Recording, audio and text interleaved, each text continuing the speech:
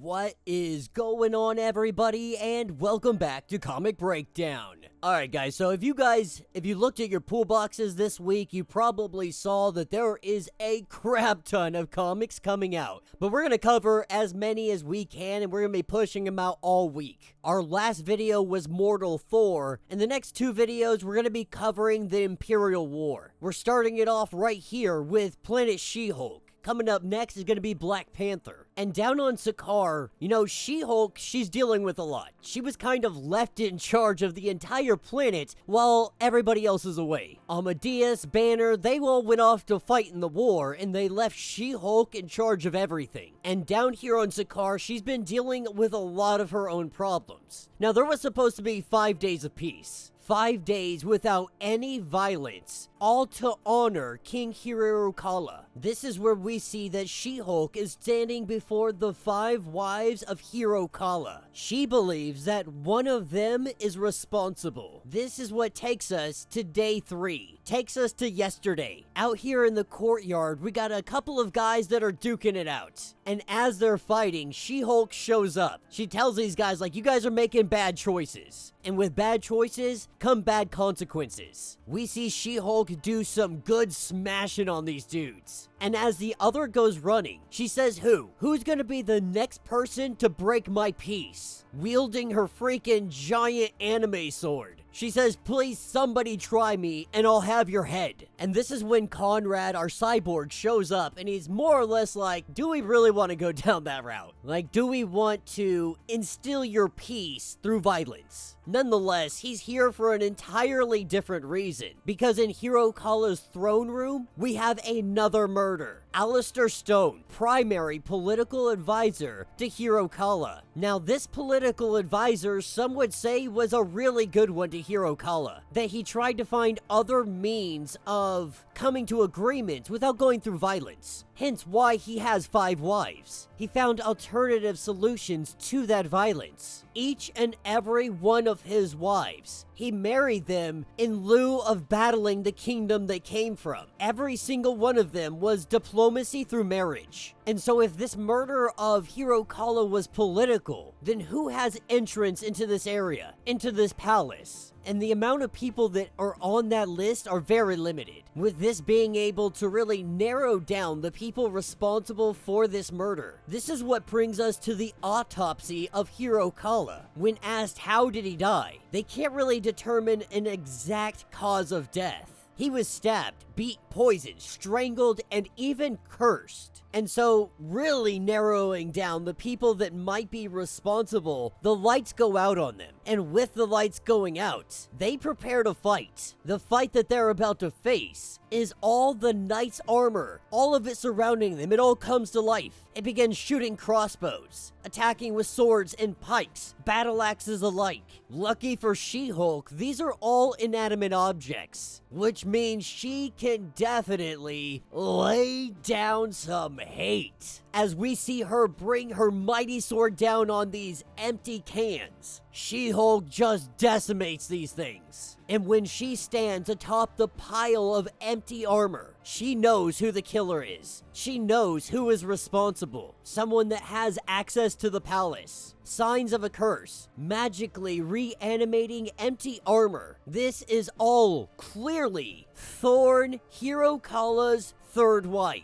She had the security clearance. She had the motive. And she has magic.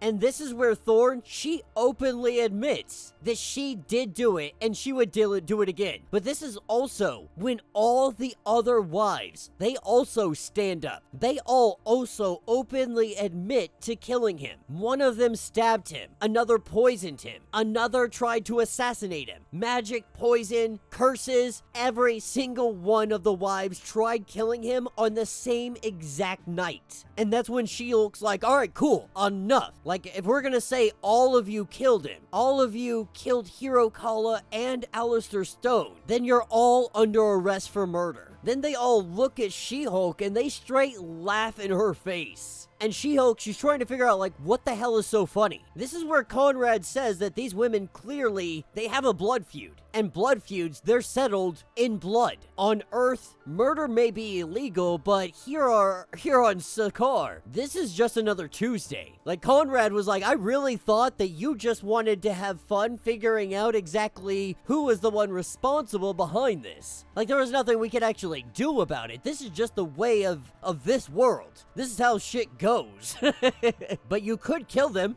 You could kill them for breaking Hulk's decree of peace. And if you don't want to do that, then this is something that we're just gonna remember in the future. Something that you came here with Earth customs, Earth laws. But this is Sakaar. And so as the two of them, they go out and they look at the sunset. She knows that there's no future for her here. Hulk was supposed to return on day 5.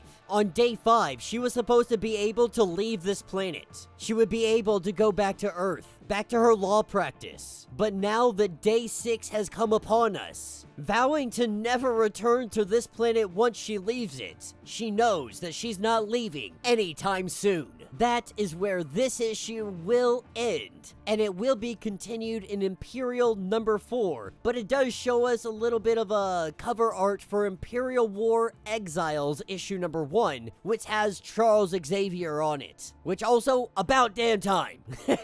About time that you finally bring Charles around, and I cannot wait to see what Xavier has to do with all this. How he's gonna play his parts. Because at this point, the only thing he has left is his daughter. And I don't see him having any ethical or moral reasons with just laying waste to dudes. Anybody that gets in his way, he's just gonna drop them. But when it comes to Planet She-Hulk, this was a fun little murder mystery. You know, She-Hulk shows up and she's like, alright, cool. Like, I'm gonna be in charge. Somebody gets murdered. Let's find out who's murdered so that we can throw them into a jail cell. Only to really come to understand that this planet isn't like Earth. This is a warring clan, a warring nation, a warring world. Blood is met with blood. And it also means that the longer Hulk is away, the longer the She-Hulk is gonna have to get that warrior side out in her. Take off the gloves and start beating some dudes down. The only thing that people on this planet understand is force, is strength, is power. And so She-Hulk, she's gonna have to bring it. There's gonna be people that challenge her. With Thor away dealing with a literal intergalactic incident, there's gonna be people that see all the absence of power as an opportunity for more power. But this was not bad. You know, everything going on with the Imperial War, this is a nice little segue away from everything going on, but also showing us, like, Hulk, Amadeus, Hero Kala. Nobody's sitting on the throne, and so with She-Hulk in charge, we're having to see the state of the planet and the state of other planets as well. How this is affecting and the ramifications, the reverberation of the war happening. But let me know what you guys think. Let me know your thoughts. Let me know your theories. If you want to get caught up on everything that has been going on with the Imperial War, go ahead, check out the link in my description as well as the top of this video. Those will get you completely caught up on everything going on with Jonathan Hickman's story. If you would like to support the channel, you can always do so by joining the channel membership. It's got tons of perks, tons of options. It really helps out the channel tremendously, but if you're not able to do that, I get it, I understand. The free way to help us out is to simply subscribe to the channel, to like this video, and to make sure that you ring in that notification bell so you're not missing any of the videos that we drop. With that being said, until the next breakdown.